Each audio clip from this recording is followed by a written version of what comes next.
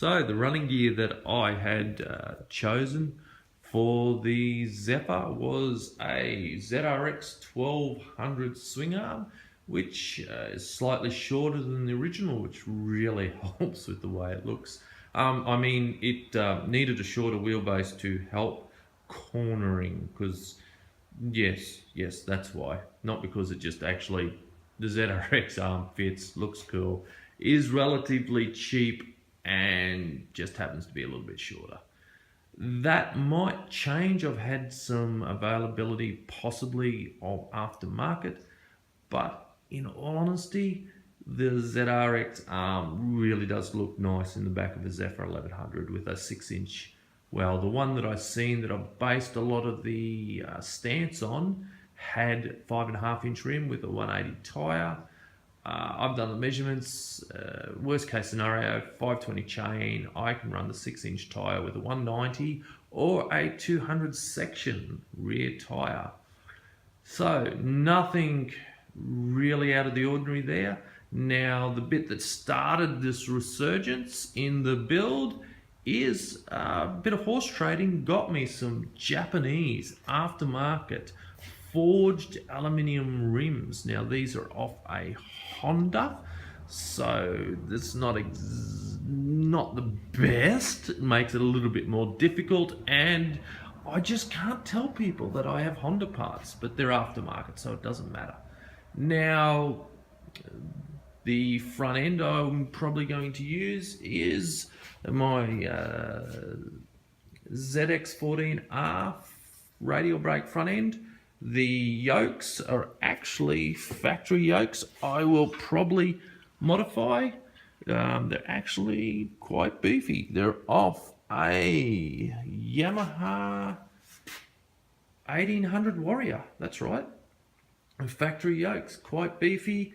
Offset is a little bit bigger than I wanted, so it's shrunk the trail, which I don't think it should be a problem. In the beginning, I was actually very worried about it, but now that I've changed the Street Fighter with a higher rear section 180, it's a Pirelli Super Corsa, 180/60, really sticky, very high aspect ratio, looks insane.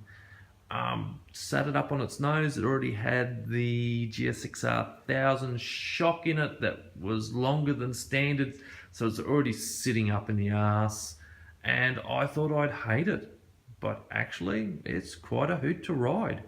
High section rear tires don't look as good, but fuck me, they actually help with the handling.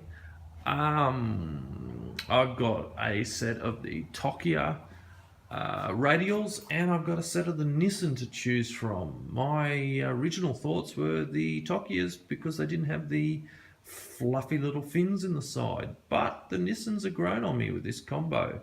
That disc is only to just get some disc centers and spacing, and what I'll need, it is a Honda disc, and it looks like to get out to the 310, I can use 310mm for the radial brake.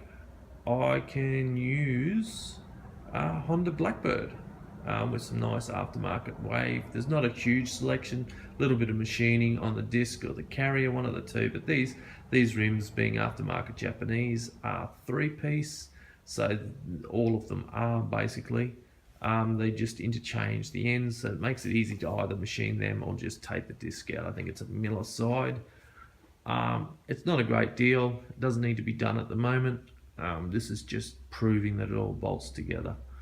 The radial is meant for a 5mm, I think it's 5mm wider fork spacing that they went to. Basically, the Suzuki and Kawasaki, I think all of the manufacturers pretty much adopted the same in the Japanese stuff.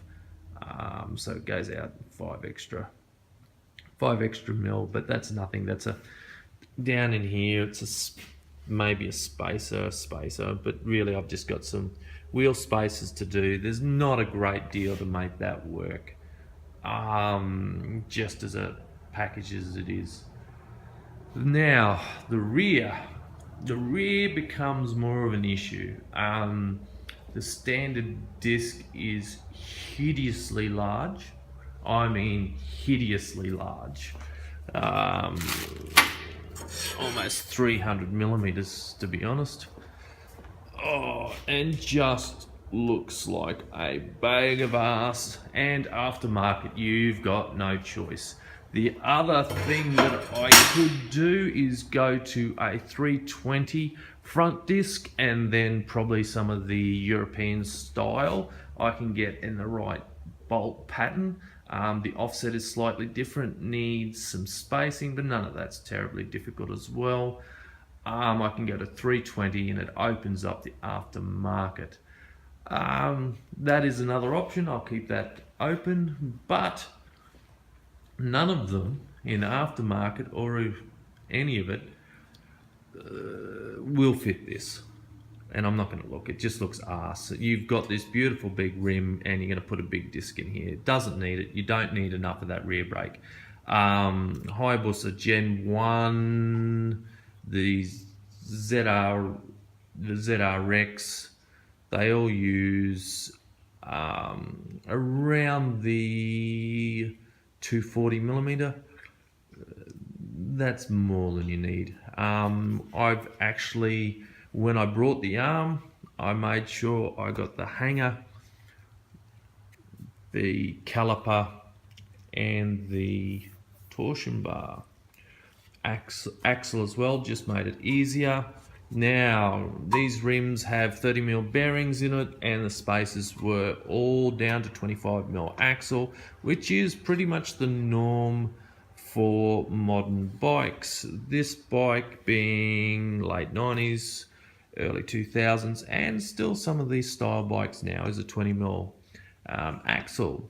So tonight, all I've done is some machine bar aluminium.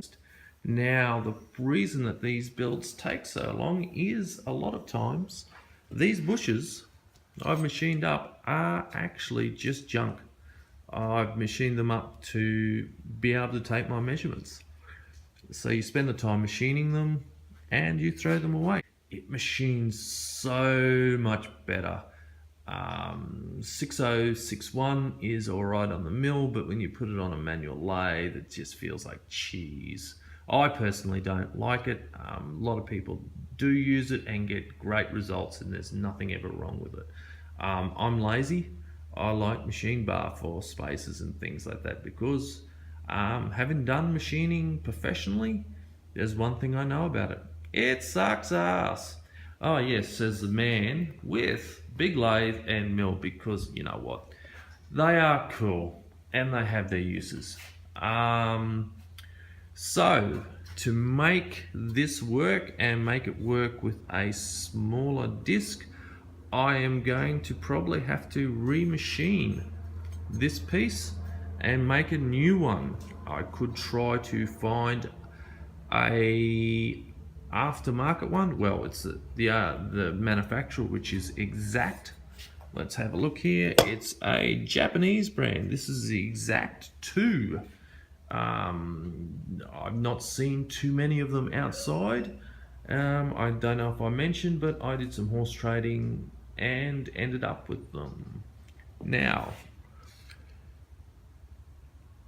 there would be bikes that would be closer, but really they're bolted on, they're concentric, it's round, it's machined. It doesn't need to be pocketed, it doesn't need to be relieved. It could just be a fairly simple machined spacer to hold a disc in the right place. And while this is not the most aesthetically pleasing rear brake setup that you'll ever see, it all works. The ZRX, funny enough, has a rubber mounted hanger and another rubber mount on the bar mount, but it's meant for the arm, it's all in the right place and it works. So I'm thinking of keeping it. That pretty much covers Oh, sprocket, I've got to work out gearing, but yeah, some spaces at the front. Not going to move the shock mounts. I think that's all right, but that comes down to the more permanent mock-up that I'll go on to next. But that's pretty much the update for the Zephyr 1100.